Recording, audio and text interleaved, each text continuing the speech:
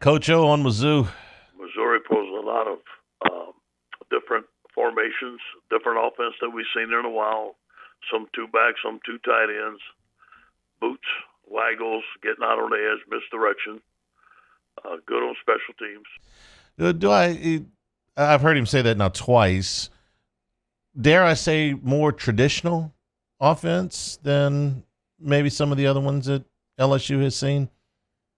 Certainly more traditional than Mississippi State. The I first mean, one. I don't think it looks too different than what Vanderbilt was trying to do. It's kind of a pro spread type of offense. They want to run the football, like we mentioned with Larry Roundtree.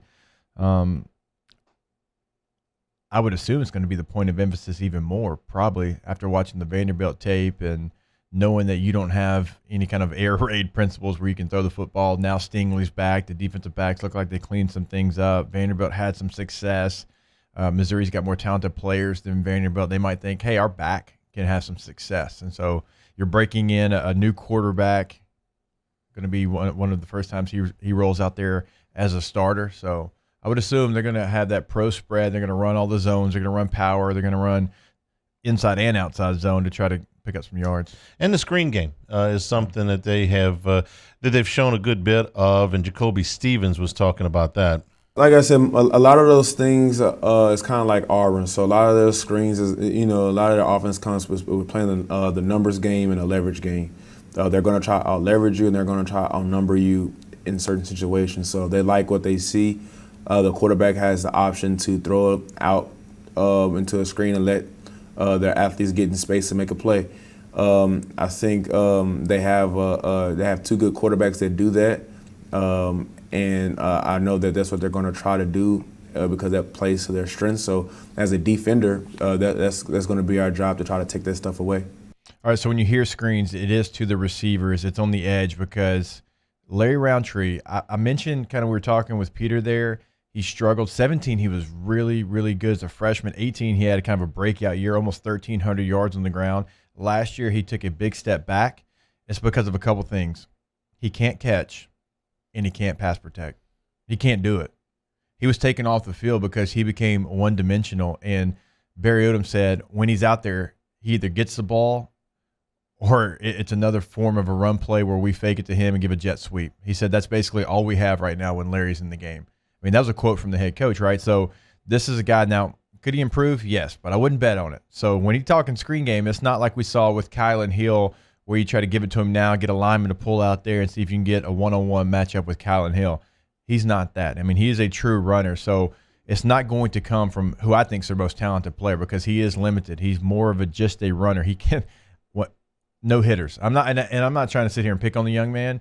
When Barry Odom said that, I turned on the tape because I'm like, if a coach calls you out like that, he was ducking his head, trying to cut block and hitting nothing. I mean, so unless he's taking a big step, that's somewhere. If he's in the game and LSU has a blitz call, it's something to pay attention to. Now, when Stevens talked about the similarities to Auburn, where the quarterback actually has an option, have you seen that? And we're talking about a quarterback that's making his second appearance, basically. He's a redshirt freshman. I think you probably saw that with Sean Robinson. And because Sean Robinson started games at TCU, and then he comes and he sits behind Kelly Bryant at Mizzou.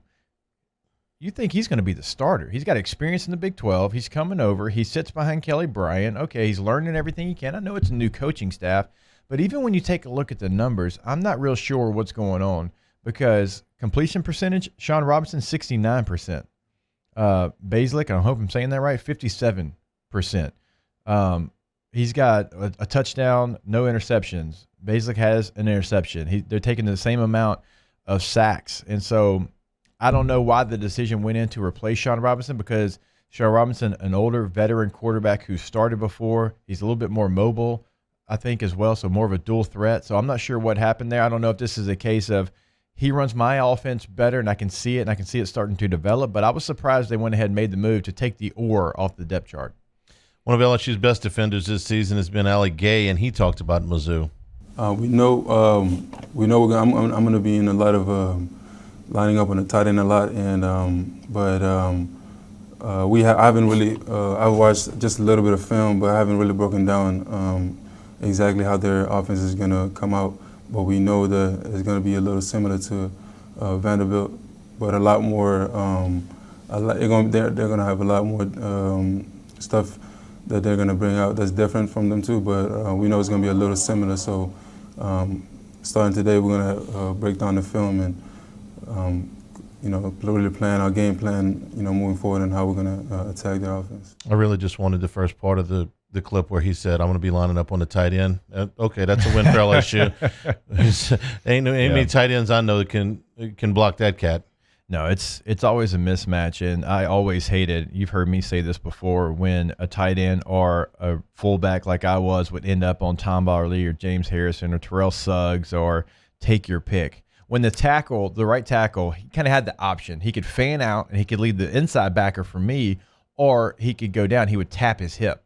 We had a right tackle in San Diego. God love him. He wanted no part of Tom Ali one game. And Was it Marcus McNeil? No, he was our left tackle. He was a left tackle. Marcus would block anybody. Yeah, so remembered him being pretty good. I don't mind saying it was Jeremy Clary. Jeremy's a great player, played a long time, played at K-State. He wasn't real interested in blocking Tom Ali that day. Didn't want to do it. Okay, if he tapped his hip one more time, I was going to go get a machete and cut his arm off so he couldn't tap his hip one more time. He left me one-on-one with Tom Ali 7 times in one game. How'd you do? I went 6 for 7. He got me once. That's really good. He got me. Well, it's good in your mind, but as you know, if a defender gets 1 sack, they don't remember the other 6 times you blocked them. Yeah. He put me on roller skates. I did the fake chop Yeah. to try to freeze him. He didn't freeze. No. He was full speed. You do the little dance after? He should have if he didn't. It was bad. Well, if they put a tight end to block Gaye, that's going to be a win for LSU. Finally, Ed Ogeron, update in the injury situation. Cordell's out this week. Ed didn't practice yesterday. May come along. He's very questionable right now. Right now, we have Charles Turner starting at guard in this place. So last week, LSU had to go without their starting left tackle. Looks like this week they'll have to go without their starting left guard. This one hurts. This is a really good player, a mauler. We saw him get out in front of Kirkland on the screen there and punish a defender. This one's going to be challenging because Turner's really been all over the place. He's been a backup center. There's been time at right tackle. They've tried to find a spot for him, and I don't know how he's going to do. We hadn't seen him.